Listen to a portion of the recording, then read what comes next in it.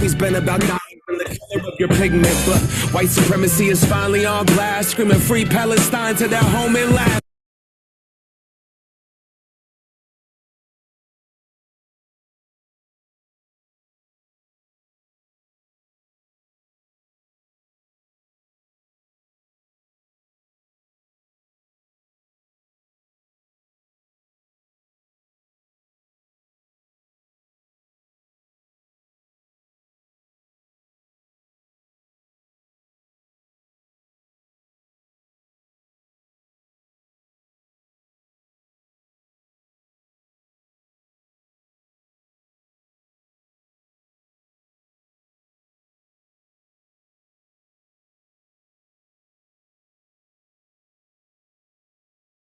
We see the lies and claiming it's anti-Semitic to be anti-Zionist. I seen Jewish brothers and sisters out there and writhing in solidarity and screaming free Palestine, with them organizing and learning and finally cutting ties with the state that's gotta rely on apartheid system to uphold an occupying violent history been repeating for the last 75. The Nakba never ended, the colonizer lied. If students' intents posted on the lawn, occupying the quad is really against the law, and a reason to call in the police and their squad where this genocide land in your definition, huh? Destroying every college in Gaza and every mosque, pushing everyone into Rafah and dropping bombs. The blood is on your hands, Biden, we can see it all. And fuck no, I'm not voting for you in the fall. Undecided, you can't twist the truth, the people out here united.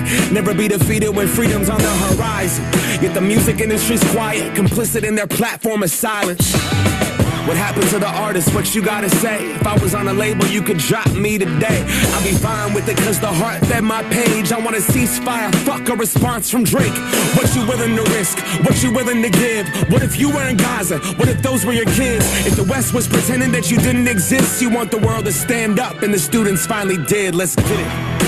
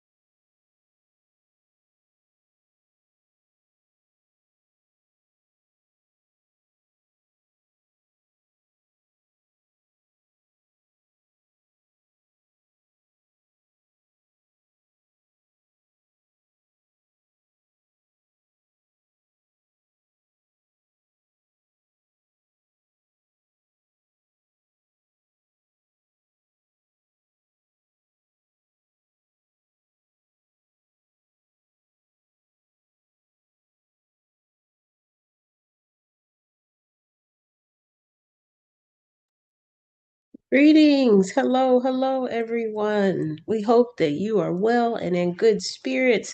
Welcome, welcome, welcome to another edition of Our Ancestors' Voices. We are so happy that you are here with us today. What a very relevant and important topic, right on time for us to discuss for today. U.S. consumer debt and holiday pressure in 2025. Very much right on time and very much very connected to the propaganda and all of the rhetoric that is shoved down our throats every single year. And we are going to talk in more detail about that. We are so happy that you are here with us today. So, just to communicate for those that are brand new, we welcome you to our Ancestors' Voices. This is a weekly seminar that is hosted by the All African People's Revolutionary Party. And we have two of the party members with us today who are hosting. We have Baba Ajamu, who you will hear from in just a moment, and myself, Shukura, who are both organizers with the party. Ajamu has been organizing for more than 41 years, and I am approaching year 5 in February. So we are very happy to be here with you today. not only to talk about US consumer debt and holiday pressure, but to talk about further understandings as to why it's important to have a understanding of how classism and propaganda and capitalism and other entities, imperialism, basically are set up to make sure that certain entities continue to profit off of the suffering and the oppression of the masses of people. And so, if we can share some more information with you and give you some opportunities to do further research, then we have done our job, and we are proud to be members of an organization that continues to do that for humanity every single day. So, again, if you are new, we welcome you. And if you are returning, good to have you back with us. Thank you for being with us. Of course, we cannot start our seminar without acknowledging our comrades of the Western Hemisphere, our comrades of indigenous descent of the Western Hemisphere, and we acknowledge that this is their land. We will say it until we are blue in the face. We will say it until we don't have breath in our bodies. We will say it even with our spirits once the breath physically leaves our body. We will stand on the highest mountain and we will continue to say that this is indigenous peoples of the Western Hemisphere land. And so we would be remiss if we did not acknowledge that. And so we want to thank them for continuing to be longtime allies and supporters of our organizing work as the All African People's Revolutionary Party. But we also want to continue to express our solidarity with them as well. And the one way that we can do that first is by acknowledging that this is their land and continuing to thank them for allowing us to be here. Just to be clear, we are talking about the very tops of Canada, all the way down to the very bottom of Chile. All of that land is indigenous people of the Western Hemisphere land. And so we would be with guilt had we not mentioned that. And so we definitely want to acknowledge that. And we just want to continue to let our indigenous folks and comrades know that we are here with them. We see you. We have not forgotten about you. This work that we do is to honor you and to help your people to become free, and hopefully for us to do the same. And we know you are doing work to do that as well. So we thank you. And just to let you all know, we are switching it up just a little bit today. If you normally come, then you know that we usually have Baba Ajamu who does our intros, and then I have a few slides, and then Comrade Ajamu will come back and close us out.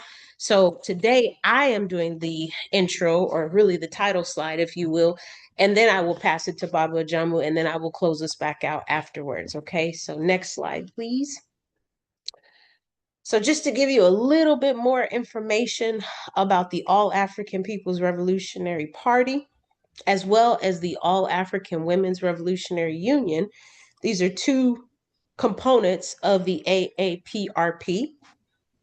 Our Ancestors' Voices is sponsored by said All African People's Revolutionary Party, and the party, as well as the All African Women's Revolutionary Union, or the Union, as you might hear us say, is a combined force that is a revolutionary, independent, mass Pan-African political party that is based out of Africa. All of the work that we do, everything that we are fighting for, the policies that we are pushing, the ideologies that we will express to you that we believe in and that drive our decisions. You've heard us talk about the revolutionary African personality. Everything that we have spoke to you about in terms of the work that we are doing, it comes from us understanding that any of the problems African people are facing, and when we say African, we are pulling correctly from Kwame Nkrumah's definition that Africa is that you are not African because you were born in Africa. You are African because Africa was born in you. So we are speaking to any person who had Africa born in them, whether they want to admit it or not. And we understand that in order to fix the problems that people who have Africa born in them are currently facing, whether it's housing crisis, economics, health disparities, social inequities, whatever, We understand that that problem must be addressed by connecting to the conditions of Africa as it is. Whether you're speaking to neocolonialism, whether you're speaking to Eurocentric influence, if you're speaking to white supremacy, patriarchy, polygamy, it does not matter. It is all connected. Trust us when we say. And so this is why we understand that. And this is why we have a mass political party that is based out of Africa, because we have every intention of working to address the issues at home on the continent, so that therefore, once we have that under a Pan-Africanist lens, or what we like to call a one unified socialist Africa, so once Africa is operating under a unified socialist Africa, then African people are in a better position everywhere, because Africa itself will be free to make different decisions, so that African people who might not even be on the continent will still be impacted in a positive way. It is very simple in terms of how we outline that. So we are following from the Pan-Africanist, one unified socialist Africa. We are also pulling from Kwame Nkrumah. You just heard me mention the name a moment ago. This is one of our founders of the All African People's Revolutionary Party. And this comrade was brilliant beyond measure. You see the book in the bottom of the slide in the center, one of the many books that Nkrumah was able to write and publish. This one is called the Handbook of Revolutionary Warfare, which basically is a guide, if you will, not just on how we can understand how the All African People's Revolutionary Party is really falling under an umbrella of other coordinated All African People coordination parties, so other organizations that are sibling to us, all fighting to do this work of freeing Africa, and again creating, as Nkrumah calls it, a USA, a United States of Africa, where we eradicate ourselves of the barriers and eradicate ourselves of the colonial borders, and instead operate on a one nation, one unified socialist Africa. All right. And so, as I said before, each week this seminar is hosted by two AAPRP organizers, Baba Ajamu, as well as myself, Shukura. We are also father and daughter, and we are very, very happy to be with you. So with that, I will turn it over to Baba Ajamu. Thank you for being with us, you all.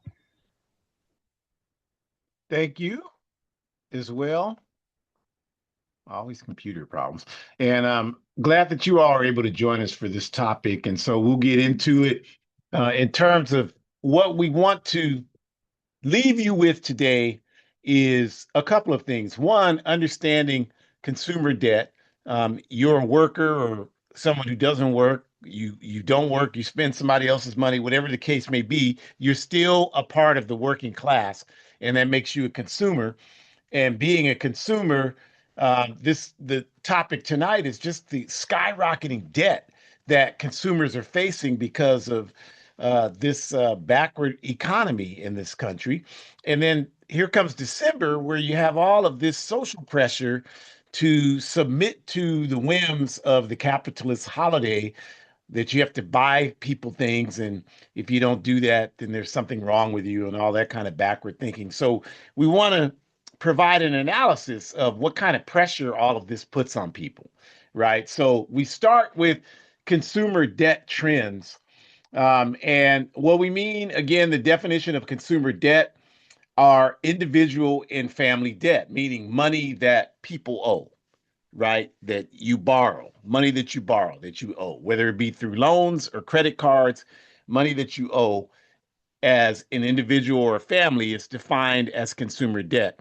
It's not corporate debt. Like, you don't generate debt as a corporation. So that's the differentiation between corporate debt and consumer debt. And also, for consumers, the primary methods in which debt is developed are through two means. You have installment debt and you have revolving debt. Now, installment debt are loans that you have, they have to be loans, and they're loans that have a an amount that you owe, and you pay the same amount every month until that loan balance is paid off. So if you have a fixed interest mortgage loan, for example, that means that your interest rate will never change because it's fixed. That's what fixed means. If you have a variable interest rate, that means you could have a $500 payment one month and a $2,500 payment the next month. So you don't ever want a variable rate mortgage loan. But if you have a fixed rate, your payment is the same every month until that loan is paid off or whatever happens there. Same with a car loan. You have a car, you have a loan, you owe $30,000 on the loan, 20,000, 15,000, 10,000, whatever it is. You have a payment amount every month, and that payment amount stays the same until that loan is paid off. That's installment debt. That's the definition of installment debt. Revolving debt is debt where you have an amount. If you have $1,000, your monthly payment is going to be a certain amount because you pay so much every $1,000. If you have $5,000, your monthly payment is going to be higher. If you have $20,000, it's going to be much higher. So unlike installment debt, the amount doesn't stay the same. The amount is determined by how much you owe, right? And of course, your interest rate in both instances. So that's the definition, the necessary definitions for consumer debt.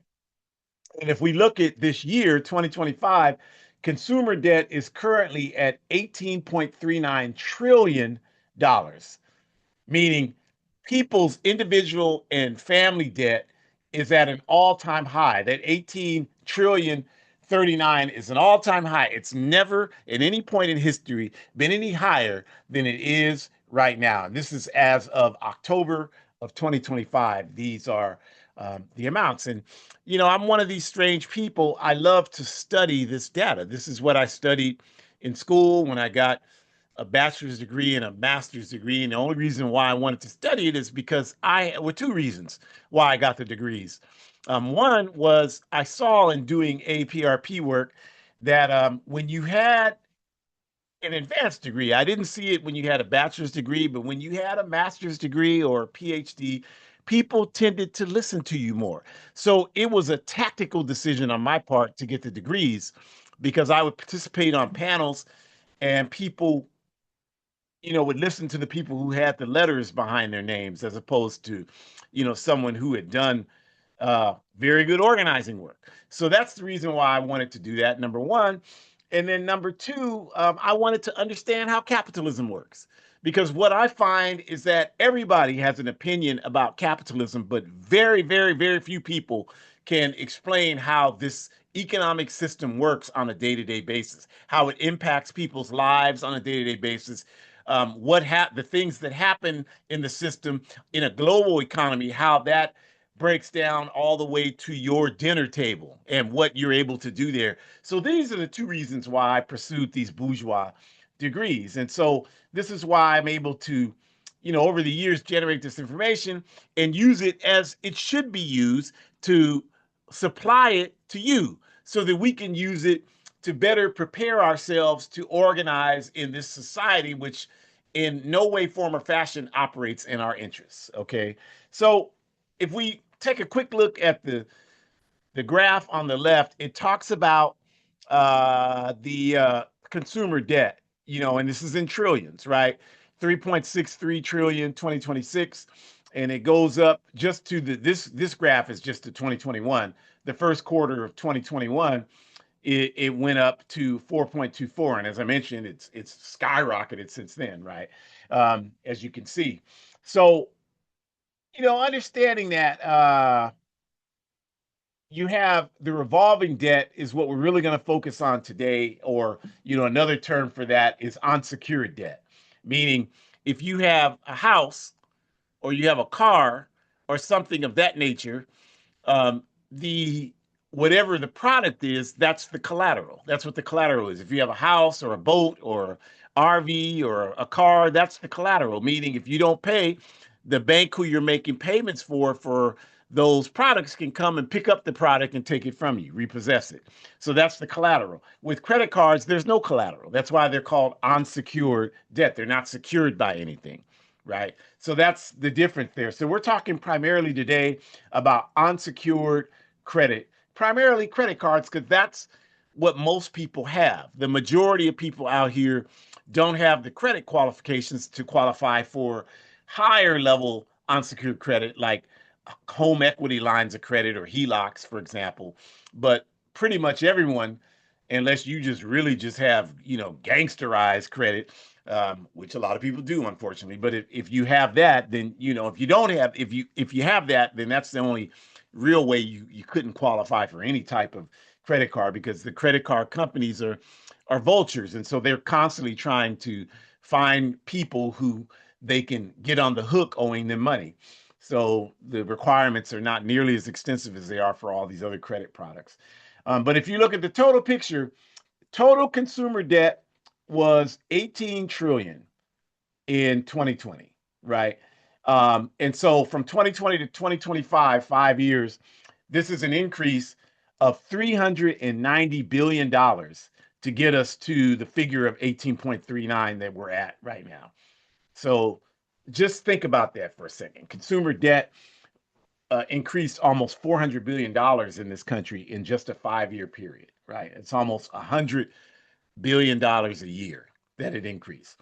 And by comparison, if you want something to look at to give you an analysis of what all that means, um, the country of Nigeria, which is the most populous country in Africa, 220 million people live in Nigeria. 350 million people live in this country. And this country is the third largest country in the world behind China and India. So that gives you an idea how large Nigeria is. It's one of the, top, I believe, top in the top 10 in population in countries on the planet Earth. And the Nigerian gross national product, meaning the dollars that are produced out of the Nigerian economy on an annual basis, is 360 billion dollars. That's Nigeria's annual gross national product. So the point I'm making is, in 5 years, in just 5 simple years, just consumer debt from people in the US has risen above the national gross national product of a large country like Nigeria. So that tells you, kind of gives you a gauge of how much consumer debt is, really an albatross, a big problem for people in this country. And again, we want to focus on this question of unsecured debt, right? And unsecured debt, again, is important because it's the type of debt that grows. If you have credit limits of $50,000, you can charge up $50,000 in one day and owe that, right? And have a huge payment that you have to make every month to get that down, right? So that's what makes it so dangerous. And also, from the creditor standpoint, the banks, the people that lend money, unsecured credit is offers the highest risk, because when people have financial challenges, lose your job, or your income is reduced for any reason, whatsoever, your expenses go up, whatever the case is, the first thing that people stop paying is their unsecured credit. You're not going to, if you have credit card debt, you have a car, you have a house, or for most people, if you have a car payment and you have credit card debt, you're not going to allow your car to be repossessed to pay the credit card debt. You're going to stop paying the credit card debt. And the creditors know that. That's why credit card interest rates are so much higher, because what these banks and lending institutions do is the rate that they offer you, the what they call profit and loss, the amount that they're expecting to lose, the number of people who are going to default and not pay, that's built into the rate that they offer you. That's why if you have, a 750 credit score, we'll talk about that more in a second, your rates are going to be much lower than if you have a 600 credit score. Because if you have a 600 credit score, you're going to have a much higher rate, because they're factoring in the higher potential for you to default and not pay what you owe them. And so they're prejudging you. That's how the system works. That's exactly how it works. And so if we look at credit card debt right now, October 2025, credit card debt is at 1.21 trillion.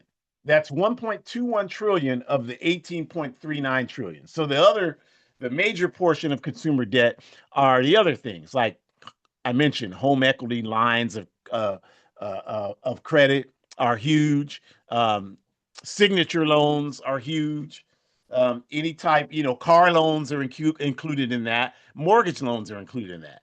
So obviously that's, going to make sense that that's 18.39 trillion. But again, 1.21 trillion of that is unsecured credit card debt. It's like 7% of all consumer debt is credit card debt. And from an economic standpoint, that's alarming because it's risen substantially over the last 15, 20 years. And so what that means is we're looking at in just a number of years, credit card debt is going to be 10% and growing of all consumer debt. So that tells you a couple of things, right?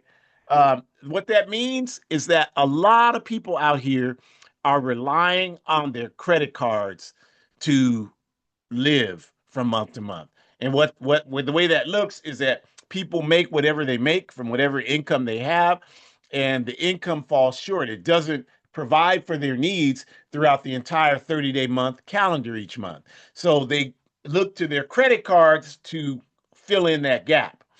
And the problem with that is that when they're doing that, they're just trying to make ends meet for the month. They're not in the position where they can think long terms about how they're going to be able to navigate through that credit card debt. And that's why it gets out of control. And I'm not saying that as a means of blaming people for that, because, we're going to talk at the end about the contradictions with this, how consumers who develop debt that they're unable to pay are stigmatized as lazy and irresponsible, whereas corporations do that every day and they're not stigmatized in any type of negative way.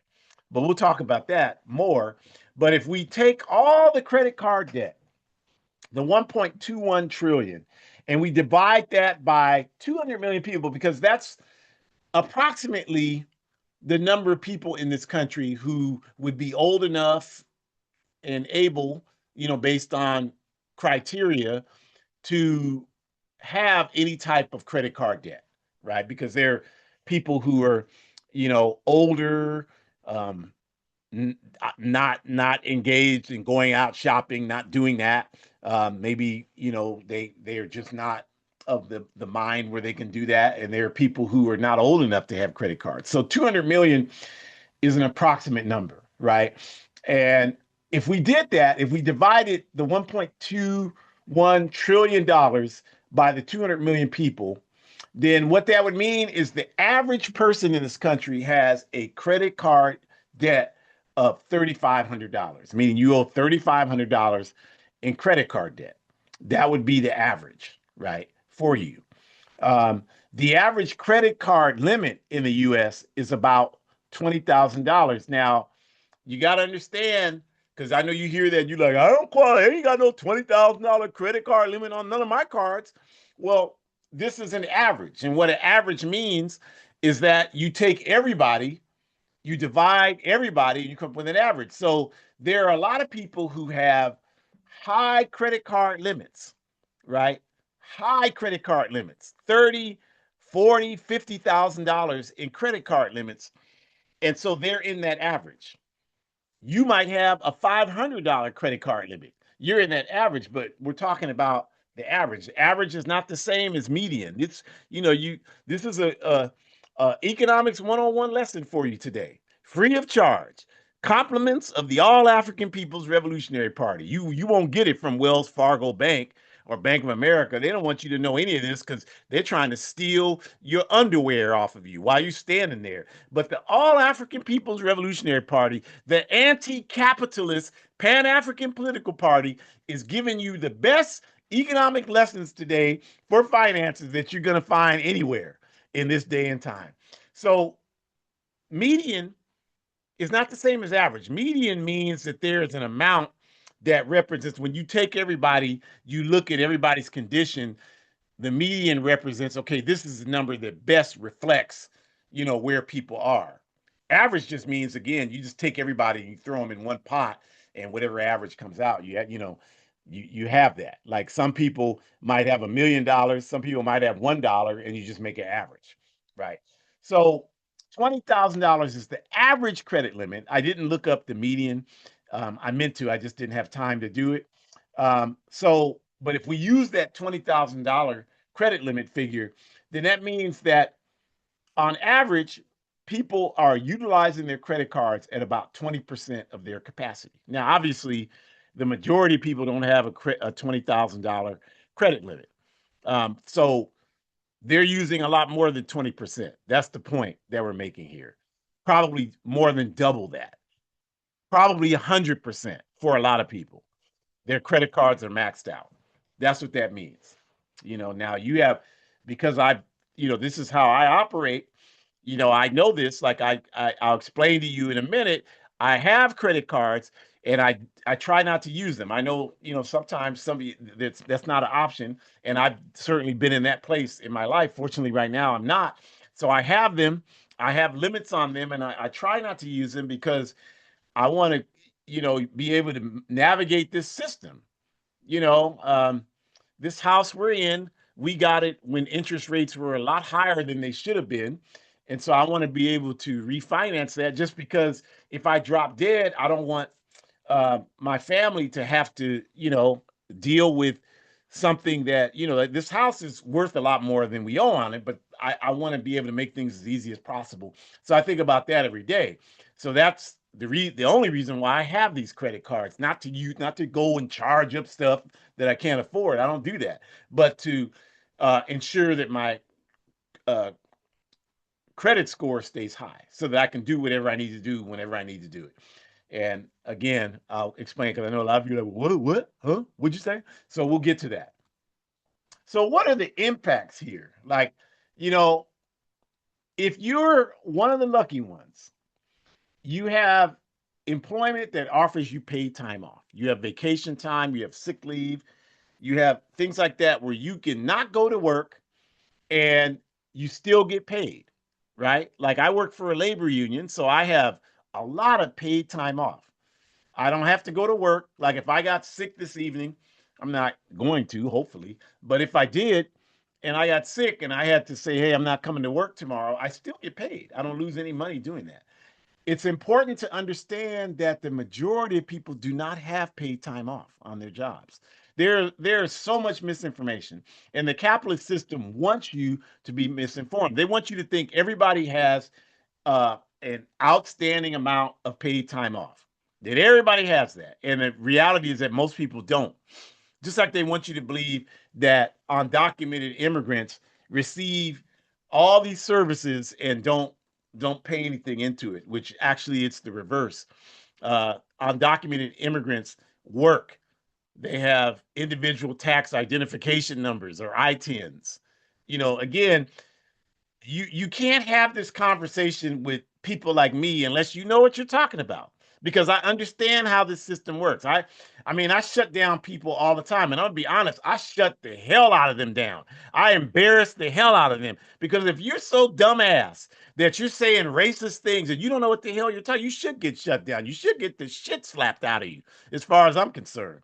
But that's that I don't want to go to jail needlessly. I'll go to jail for a reason that makes sense and is productive, but I don't want to go to jail easily. So I'm not walking around here slapping the hell out of people when they say stupid ass things, although oftentimes I want to.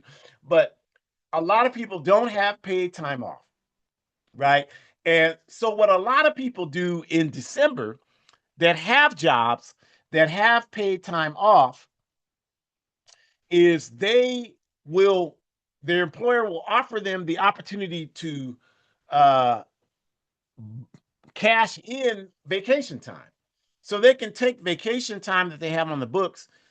Like, you get 8 hours vacation time and they have 40 hours, they have a week of vacation, and they can cash that in. So whatever that 40-hour week is in terms of their pay, they can get that in a cash amount.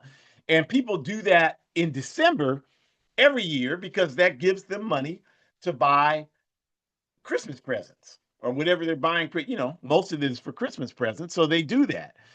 But again, this is a small percentage of people. These are the lucky people that have paid time off and have employers that offer them the opportunity to do that, right? Because according to the Bureau of Labor Stats, which is your federal government, because it's not mine, but they say 80% of U.S. workers exist within service industries, right? Meaning we're talking about bartender jobs, food server jobs, bussing table jobs. We're talking about jobs where people deliver what do they call it, Instacart and Uber Eats and drive Lyft cars. These are service jobs. People who have jobs who provide service to you. I want you to hear this. 80% of workers in this country work in the service sector, which means they don't have jobs that have if they have paid time off, it's limited, it's slim to none. Most of them have no paid time off, meaning if they don't work, they don't get paid. They don't have that. They don't have any type of medical insurance that their employer provides. If they get sick, they still have to go to work, which means they get sicker and they make everybody else there sick, and they still have to go to work, which is not healthy for any of us. And they don't have any type of retirement program. If they have a 401k type savings program, they don't make enough money to save anything even resembling a, a safety net when they stop working. That's why people in the service industry work a lot longer. They don't retire at 60, 65 years old. And if you don't believe that, all you got to do is go in a McDonald's anywhere and you see plenty of people in there 75, 77, 78, 79 years old working. That's why, because they don't have these protections, right? They don't have them. They have to keep working. They haven't been able to save money because they've never made enough money to save money, right? We went camping yesterday and we like to go to uh, uh, RV parks that have casinos in them. And the reason for that is my wife likes to have a good time. Um, and she's really some. She always wins money at the penny slot machines. I don't gamble. I don't know how she does it, but 9 times out of 10 she comes back in great shape. So good for her, and she deserves it. So I like to take her there. She enjoys it, and it's a good time. I don't do it. I stay with her for a few minutes just to watch her, but.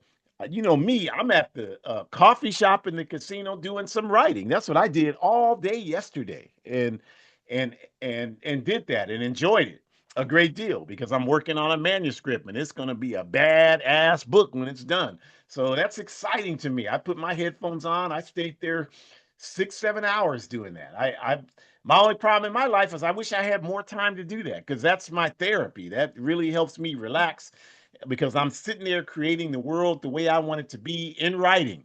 Even after I'm dead, it'll still be available. People will still be able to uh, be inspired by it. So that's good.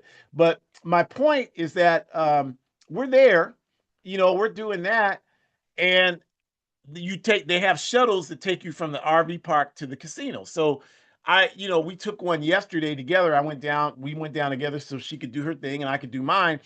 And when I came back before her because I was coming back to check on the dog who was in the RV.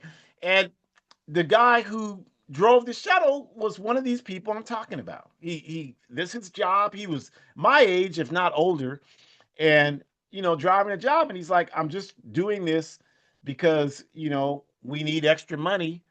If I didn't have this job, we wouldn't be able to give our grandkids anything for Christmas. This is what he's telling me. I'm just listening to him because I know that his story is a common story in this backward society, right? So if service jobs make up almost 100%, or I'm sorry, make up 80% of the jobs in this country, y'all have to be savvy enough to understand when these politicians, I don't give a damn which one it is, because they're all criminals. I don't care if it's Donald Trump or Joe Biden or Barack Obama or Bill Clinton or Donald Duck. I don't give a damn which one it is because they all tell the same lie. So if you're telling me they're different, I don't understand what the hell you're talking about when they all tell me. I hear them saying the same lie from an economic standpoint. Again, that's where I'm coming at all this from. And so they always tell you, oh, we created all these jobs. The Biden administration created all these jobs. We created 200,000 new jobs. The Obama administration created 200,000. These are service jobs, you all. They didn't create no jobs that have pensions, that have full medical care, that have paid time off. They're not, you don't even know, if you talk to young people now, they don't even know how to get jobs like that because those types of jobs are few and far in between in this society. They don't exist hardly anywhere outside of the public sector. Most people work in the private sector. Y'all that do that, that have private sector service jobs, you don't have all of those benefits. Talk to people if you don't know. If you say, oh, that's not true, shut the hell up and get out of your little dark hovel and talk to some people so you can learn something and stop sounding like a damn idiot all the time and arguing with people when you don't know what you're talking about. Most people don't have these types of jobs. And because they don't have them, that means if they can get a credit card in December, they don't want to look like a loser because capitalism tells us every damn day that if you don't buy all this bullshit for everybody, you're a loser, and they don't want to feel like that.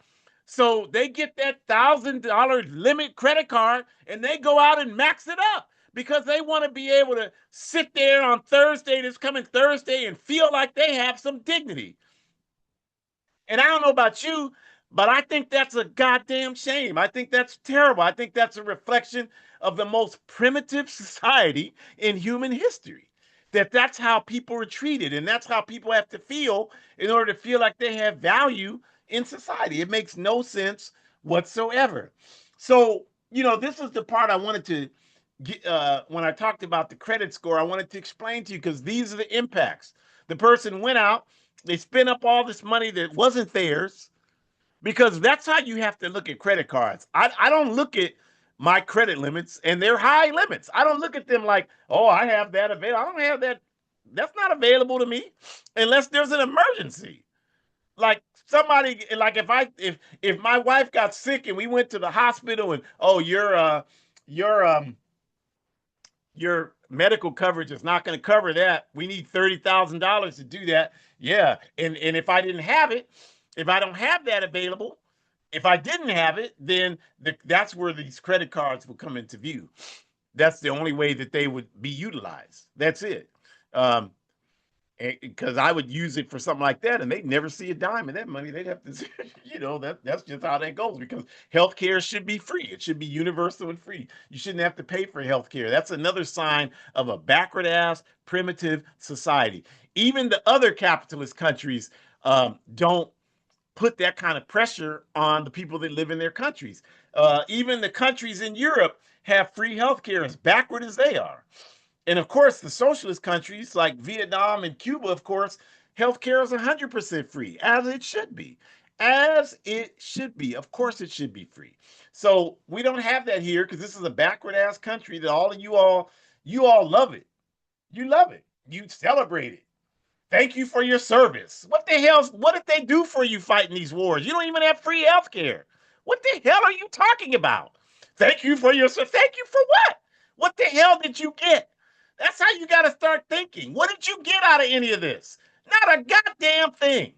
And whatever you do have, like if you have a good job, if you are a woman, if you are a colonized person, if you're poor, if you're LGBTQ, you goddamn sure shouldn't be thanking the military for that if you have that. People got their heads busted so you could have the opportunity to have that job, a good job that has a pension, has health care. So what the hell are you don't ever thank those people who got their heads busted. That's why I think you're insane. You don't ever think that. I thank them every day. I don't think the military didn't do anything for me.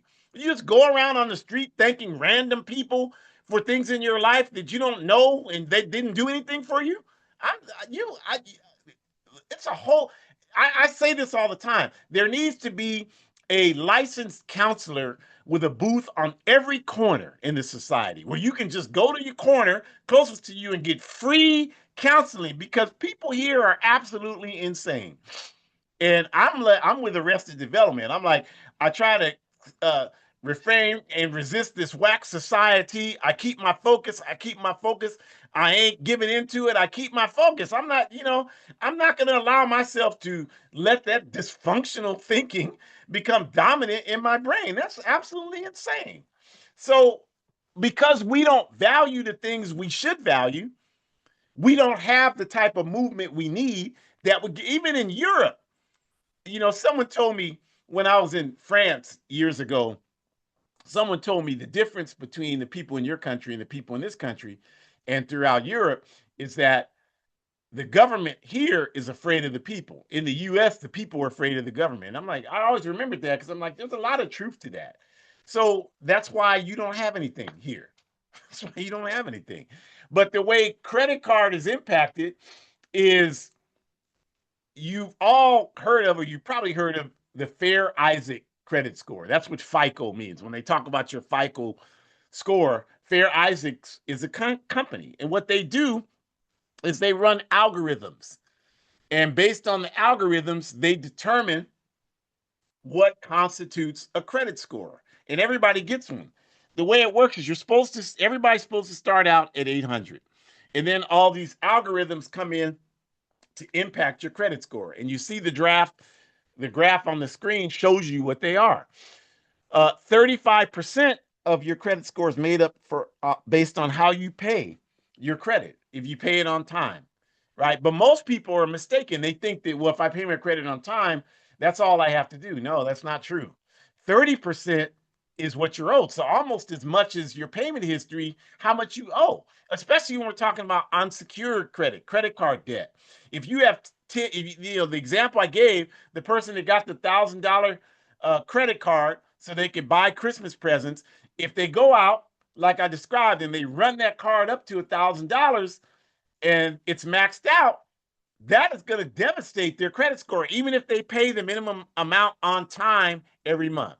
The reason for that is the way Fair Isaac's algorithms work is, if you have credit cards and you do not use them, you keep them open and you do not use them, or you at least not use the bulk of them, and you pay them down, you pay them off, then their logic is that you're a very low credit risk because you're not using your credit cards. So if you notice, when you have credit cards and you don't use them, or you pay the balances off, they increase. They don't even ask you. Like with my credit cards, they just increase the limits. They don't ask me shit. When I look at it, I'm like, oh, they raised that by $5,000. I didn't ask for that. I don't need it because I'm not using it. But it helps because the higher your credit limits, long as you don't use them, the lower your credit risk. And like I said, I'm trying to keep my credit score high, right? So that's how you do that. So you don't want to close credit cards. You just want to not use them. You want to pay them down and off and not use them. That's how you that'll raise your credit score 50, 60 points in just a month or two if you do that. If you get, well, a little longer than that, but it'll raise it in just a couple of months if you do that. But you got to keep the credit balances down. That's the key. That's the key. And then the other factors, new credit, you can't have a lot of new credit at the same time, because again, that looks to them like you're going to go out and spend it all. Length of your credit history, you got to be in there for a while. That's why you don't want to close your accounts. And then what kind of mix you have, right? That's obviously, these are the least amounts. But the bulk of your credit score is made up by how much you owe and how you pay it, right? And that's how that works. So you have to understand that, because a lot of people, they'll have $30,000 in credit card debt, $20,000, $10,000, $5,000. I pay it every month and their credit score is still lower and they don't understand why. Well, I just explained to you why that is, right? So there it is. And you have to understand, like, corporations have credit scores too. It's just different. It's called something different, but it's the same thing. But the way that they generate and how they're penalized is totally different than how you and I are penalized. And those are the contradictions within the capitalist society. Again, we don't stand up, we don't challenge them, so we don't get anything. That's all there is. Power concedes nothing without a demand. That's a universal principle in life.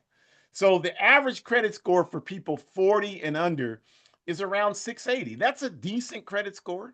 You'll get credit. You won't be declined credit with a 680 credit score unless you have a high debt to income ratio, meaning unless most places want you at about 30% of your income, your debt being no more than about 35% of your income, your gross income. They go by gross income, not your take home, which benefits you, even though, it kind of skews what the actual numbers are. That's how credit works in this society, because it's slanted towards the creditor.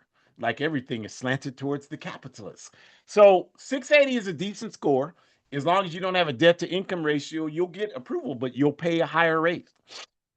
You'll pay more money. Okay, the cutoff is usually at least 700. The best credit scores are 750 and above.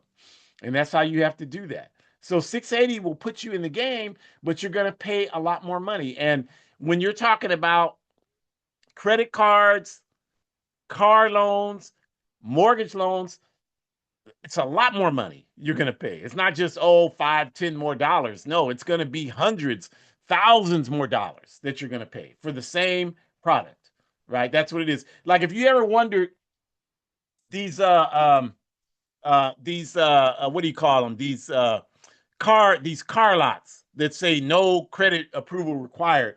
Well, the reason why is to your down payment is the value of the car. So if you never make a payment, they don't care. And then they can repossess it and still resell the car, but they still make money. That's why they do that. High credit card debt is the primary factor in lowering credit scores. Like I mentioned, you're high risk if you have that. So the results of all this, the results of all this is that come January, you got the $1,000 credit card. They sent it to you. They ran the algorithms.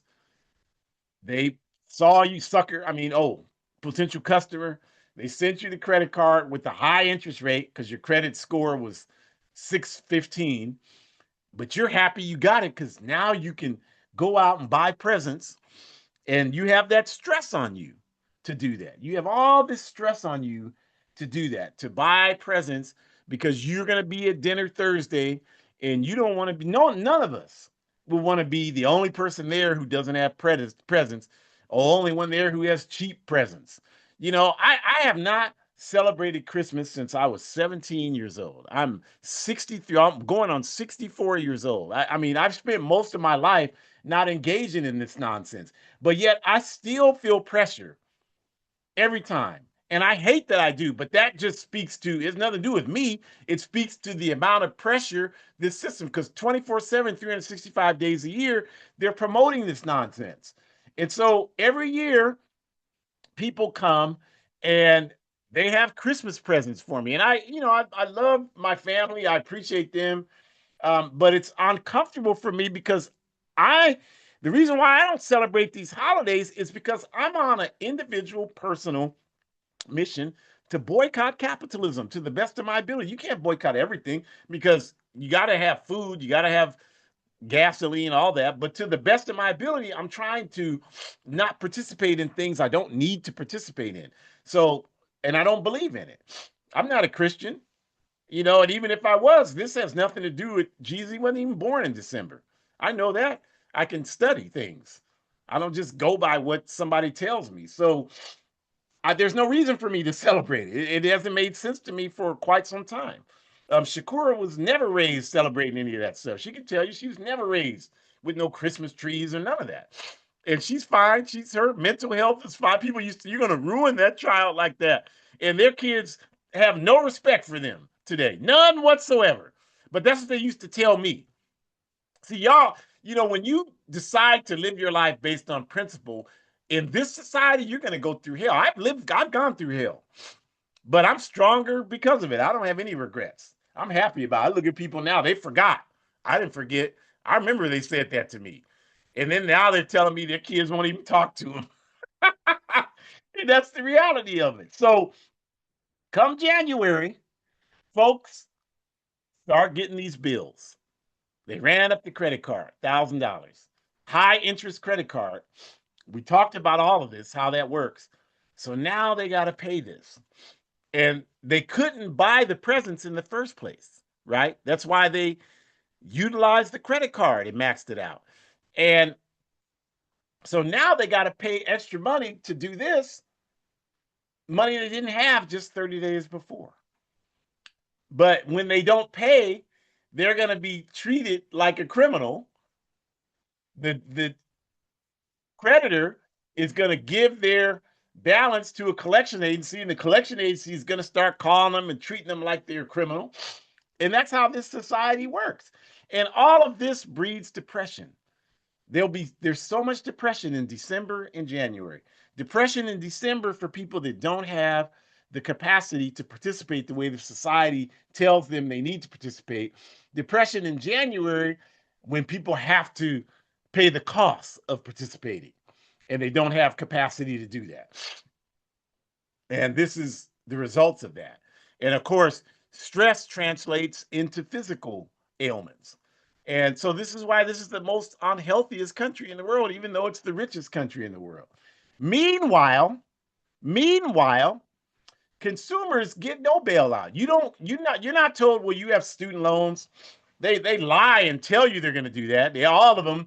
You vote for me, I'll get your student loans waived. You still ain't got a dime. You ain't got, a small percentage of people may have been able to get some assistance, but most of you are still paying your student loans today, and you'll be paying them tomorrow. They didn't do anything but tell you they were going to do something, and didn't do anything.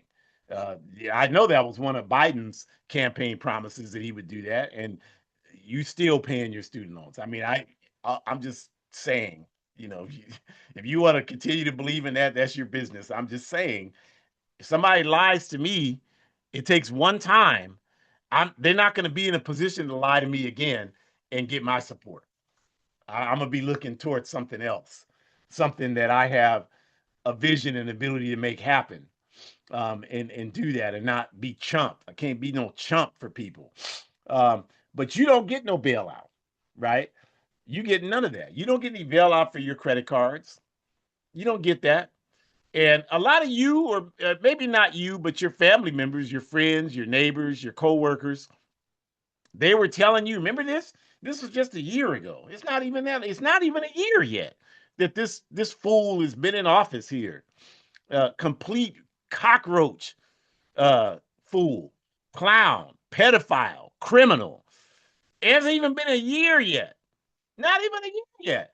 And your family, your friends, your neighbors were telling you were Elon Musk. Remember that? The Doge, remember that? You were going to get $5,000 checks.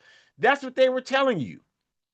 And you ain't got no $5,000 check, and they ain't got no $5,000 check. So you should remind them of that. I would if I were you. I don't have anybody around me that, would say that. I mean, thank God I don't, because I would have probably be in prison. If they were coming over here talking to me about that nonsense, I probably wouldn't be able to be here talking to you right now. But they do that. So you got to remind them there's no bailout for you. There's none of that. And you, even when they gave you the stimulus check, you got hoed. That's what it is. Because people here in this society are hoes. That's all they are. You get taxed. You get no services for your taxes. They take everything from you. That's a hoe. Stop talking about streetwalkers. At least they got sense enough not to pay taxes. You're the goddamn hoe. Stop telling. You want to know what a hoe is? Look in the mirror. You pay tax. You do everything they tell you to do. They're the pimp and you're the hoe. They tell you, we're going to steal everything from everybody in the world, and you support us, and you do it. You don't read shit to challenge. You don't do anything. Thank you for your service. That's the definition of a goddamn hoe.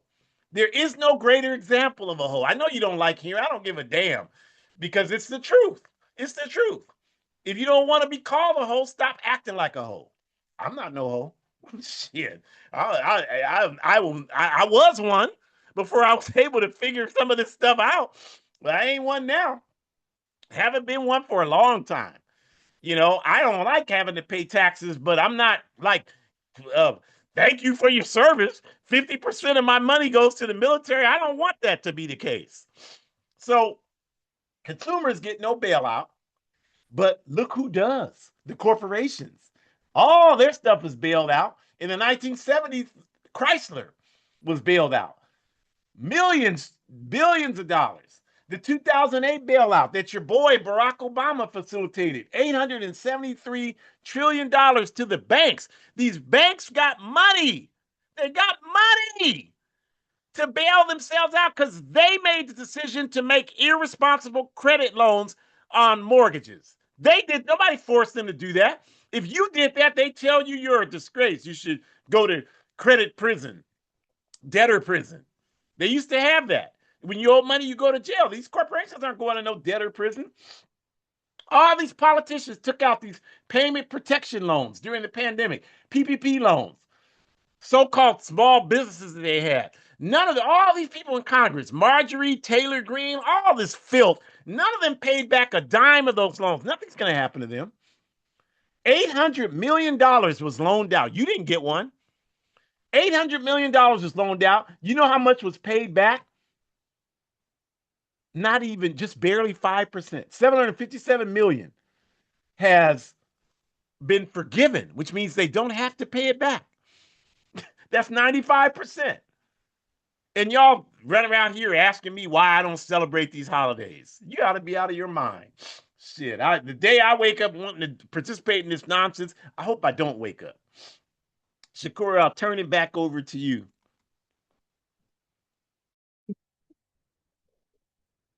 Thank you so much. Wow. The chat is lit. Okay. There's just been so much information that has been shared today. You did an awesome job, Baba Jamu. Thank you for sharing your knowledge and your wisdom with us. This has been very insightful for me personally. And I think other folks in the chat, at least on Zoom, can also agree. If you are joining us from another platform, we would imagine it has been insightful for you as well. So, yes. So please come back, you all. We have insightful seminars every weekend. Every weekend, there is new information to be learned. So please come back. Please join us again this following Sunday on December 28th. We are talking about the determination of socialist Cuba's revolution. And I will be honest with you all, Baba Ajamu is going to hold down the fort for the next couple of weeks. I will be in the Caribbean doing some Pan-African work, so I will not be with you all, but I know that this is going to be another very important topic. Please come, be ready to learn, and be ready to support these revolutions, you all, because it is up to us. And that starts with us understanding how we need to either support Pan-Africanist organizations or join an organization that is working for justice. So we're going to talk about both opportunities in just a second.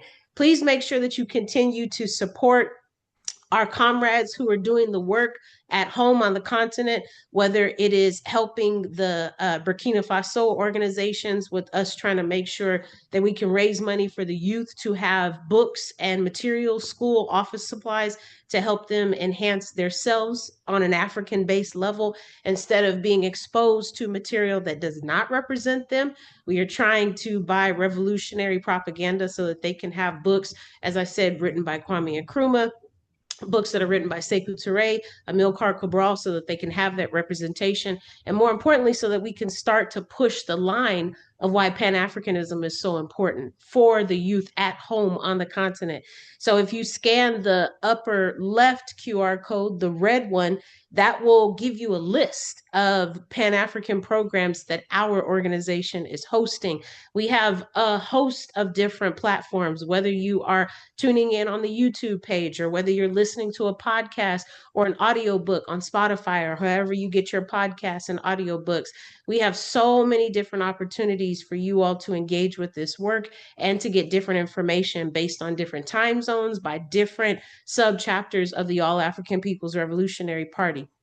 We also want to bring your attention to the upper right corner. The black QR code is connecting you to a guide for organizing defense against white supremacist, patriarchal, and fascist violence.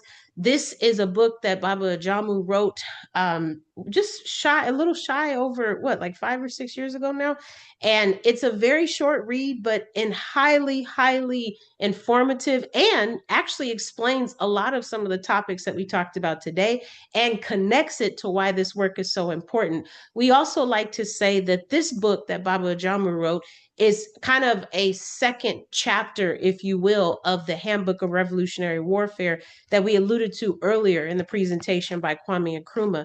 So thankfully, Ajamu was able to follow up with Nkrumah's words and is now talking about concepts that Nkrumah didn't get around to writing about, such as patriarchy in the frame of how we're trying to be Pan-Africanists as we approach addressing it, talking about homophobia and how we're trying to be Pan-Africanists and how we address it and frame to focus, right? And so definitely encouraging you all to purchase this book.